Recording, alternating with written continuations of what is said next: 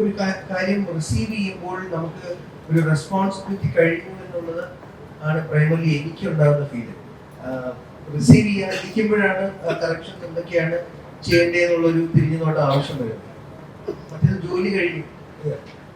പിന്നെ പപ്പൻ എന്ന് പറയുന്ന കഥാപാത്രം അതും 2023 ഷൂട്ട് ചെയ്തതാണ്. ഞാനൊരു 10 മിനിറ്റാണ് കേട്ടത് എന്താണ് പപ്പൻ എന്നുള്ളത്. വിഷ്ണുവിന്റെ സുഹൃത്താണ്, നീരജാണ് ഹീറോ, എം രഞ്ജിത്തേട്ടനാണ് പ്രൊഡ്യൂസ് ചെയ്യുന്നത്. 2 കൺട്രീസ് എനിക്ക് ഇങ്ങോട്ട് വിളിച്ചു തന്ന ആളാണ്. ഒരു രീതിയിൽ ഞാൻ അഭിശ്വസിക്കേണ്ട ടീമല്ല. 10 മിനിറ്റ് പപ്പനെ കുറിച്ച് പറയുന്നത് ഞാൻ വിഷ്ണുവോട് പറഞ്ഞ ഉത്തരം ഇതാണ്: ഒരു 10-20 വർഷം അല്ലെങ്കിൽ 10 വർഷത്തിന് മേലെ പോകണമെന്നുള്ള ഡൗട്ടാണ്.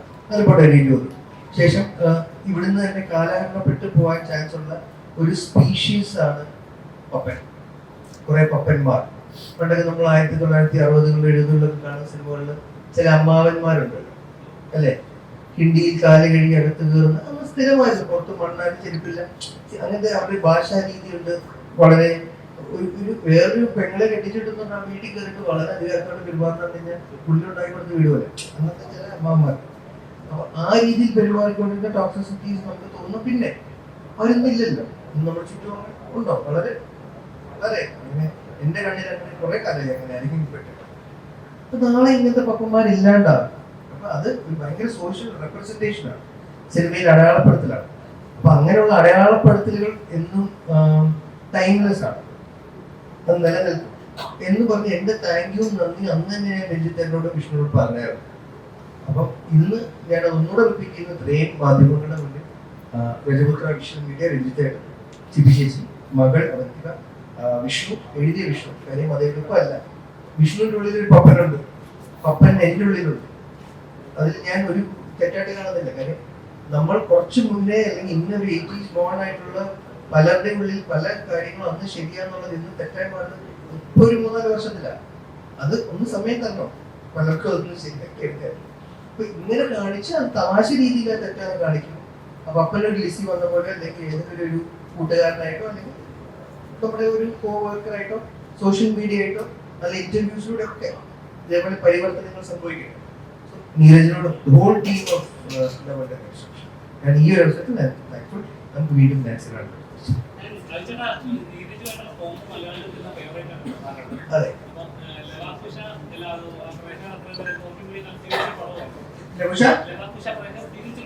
അതെ, അങ്ങനെയുള്ള ആവറേജ് ആയിരുന്നു. അതിന്റെ പ്രൊഡ്യൂസർ ലവകുശയെ കുറിച്ച് പറയുമ്പോൾ ഞാൻ ഈ അവസരത്തിൽ പറയുന്ന കാര്യം ബിക്കോസ് ഞാൻ ആദ്യമായിട്ട് ഒരൊറ്റ ഫോൺ കോളിൽ മലയാളത്തിൽ മെയിൻ സ്ട്രീം പ്രൊഡ്യൂസേഴ്സിന്റെ ഒരാളാണ്. ഓക്കെ, അല്ലെങ്കിൽ വർഷങ്ങളായിട്ട് കൺട്രോളറായിട്ട് അല്ലേ വളരെ സീനിയർ ആയിട്ട് തോന്നുന്ന ഒരു വ്യക്തിയാണ്. ജെയ്സിന്റെ ഒരു സിനിമ പ്രൊഡ്യൂസ് ചെയ്യുമ്പോൾ ജെയ്സിന്റെ ചെയ്യാന്നുള്ള ഇത്ര എളുപ്പത്തിലുള്ള പ്രോജക്റ്റ് ആയിരുന്നു എന്റെ ലൈഫിൽ. അതല്ല ലവകുശ. അതുകൊണ്ട് തന്നെ അത് വളരെ ഫേവറേറ്റ് ആണ് എനിക്ക്. നീരജിനും അല്ലാതെ തന്നെ പല റീസൺ കൂടി. അതുകൊണ്ട് എനിക്ക് കുറച്ചും കൂടി ചേച്ചിയുടെ ഫാമിലി, ചേച്ചിയാണെങ്കിലും മോള് പുണ്യം, അവരൊക്കെ നമുക്ക് ഭയങ്കര ഇത്രയും പേര് ഇത്രയും വർഷം പറയുകയാണെങ്കിൽ അത്രയും അദ്ദേഹം ആ സെറ്റിൽ അവരോട് ഇടപെട്ടില്ല. ആ സിനിമയ്ക്ക് സെക്കൻഡ് പാർട്ട് ഉണ്ടാവണമെന്ന് ആഗ്രഹമുണ്ട്. നീരജിന് ഭയങ്കര ആഗ്രഹമുണ്ട്. നീരജിനോട് വർക്ക് ചെയ്യണമെന്ന് എനിക്ക് ആഗ്രഹമുണ്ട്. ചിലപ്പോൾ സാധ്യത, കാര്യം അവൻ അതിനെ കുറിച്ച് സീരിയസ് ആയിട്ട് ചിന്തിക്കുന്നു. ഞാൻ രക്ഷപ്പെട്ടു. ഇപ്പോ നാൻസി റാണി എന്ന സിനിമയുടെ സംവിധായകൻ ജോസഫ് മനോജ് ജെയിംസിന്റെ ഭാര്യയിൽ നിന്ന് ഈ സിനിമയുടെ നിർമ്മാതാവിലേക്കുള്ള ആ ഒരു ദൂരവും അതോടൊപ്പം ആ ഒരു പ്രോസസ്സും എത്ര കഠിനമായിരുന്നു? നല്ല കഠിനമായിരുന്നു.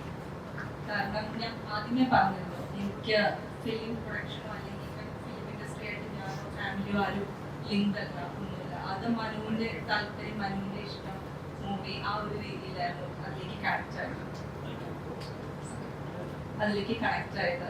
അപ്പോൾ മനു മൂവി ഡയറക്റ്റ് ചെയ്യുന്ന ടൈമിൽ ഞാൻ ചേട്ടനോട് ആരോടാ ചോദിച്ചാലും പറയും ഞാൻ ആ സെറ്റിൽ ഒന്നും ഉണ്ടായിരുന്ന ഒരാളല്ല.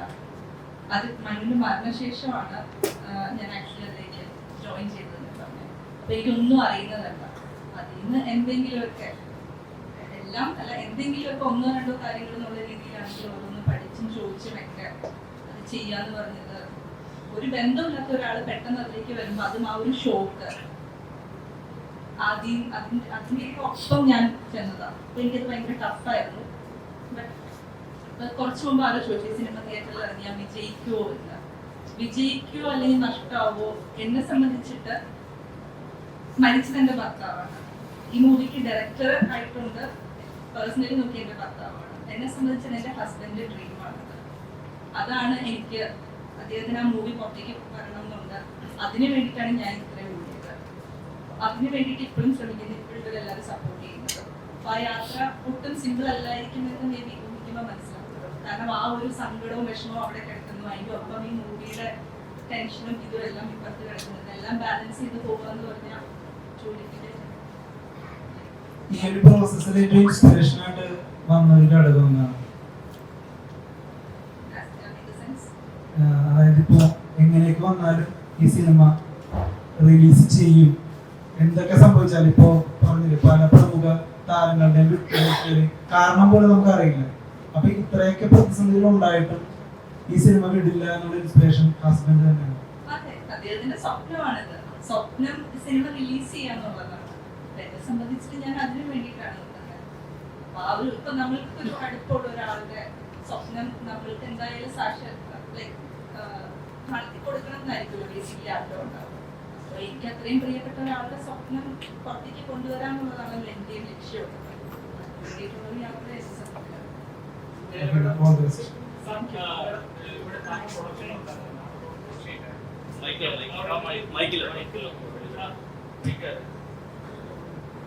താങ്കൾ പ്രൊഡക്ഷനിലുണ്ടായിരുന്നു, പ്രൊഡക്ഷൻ നടന്നിട്ടുണ്ടോ താങ്കൾക്ക് അറിയാം. അപ്പം മാഡം പ്രൊഡക്ഷൻ ഇല്ലായിരുന്നു. അത് ശരിക്കും എന്തെങ്കിലും ഇഷ്യൂസ് നടന്നായിട്ട് അറിയാവോ?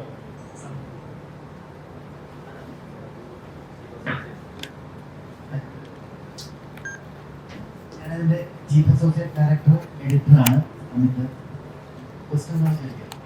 മാഡം പ്രൊഡക്ഷൻ ഇല്ലായിരുന്നു, താങ്കൾ പ്രൊഡക്ഷൻ ഉണ്ടായിരുന്നു. എന്തെങ്കിലും ഇഷ്യൂസ് ഉണ്ടായതുകൊണ്ടാണോ? അല്ല, അങ്ങനല്ല.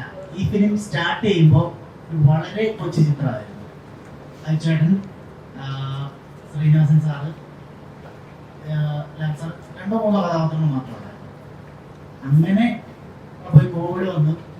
ആ ഒരു ക്രൈസിസിൽ നിന്ന് മീനുണ്ടായിരുന്ന കുറച്ച് പേര് ഫണ്ട് ചെയ്തൊരു ബാക്ക് ഓഫ് ചെയ്തു. ആ ടൈമിൽ കോവിഡ് ആയതുകൊണ്ട് ഫിലിം ഭയങ്കര പ്രതിസന്ധി ആയിരുന്നല്ലോ.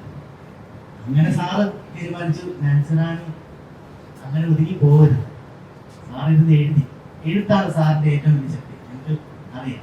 ഈ നാൻസിറാണി വരെ സാറിന് വളരെ കൊച്ചു ചിത്രമാണ്. ഒരുപാട് വലിയ വലിയ കഥകളും അടിപൊളി ഒരു മനുഷ്യനായിരുന്നു. എനിക്കത് ഭയങ്കര നഷ്ടമാണ്. അപ്പൊ സാറ് ആ ഒരു കോവിഡ് ടൈമിൽ ഇരുന്ന് എഴുതി വലുതായി.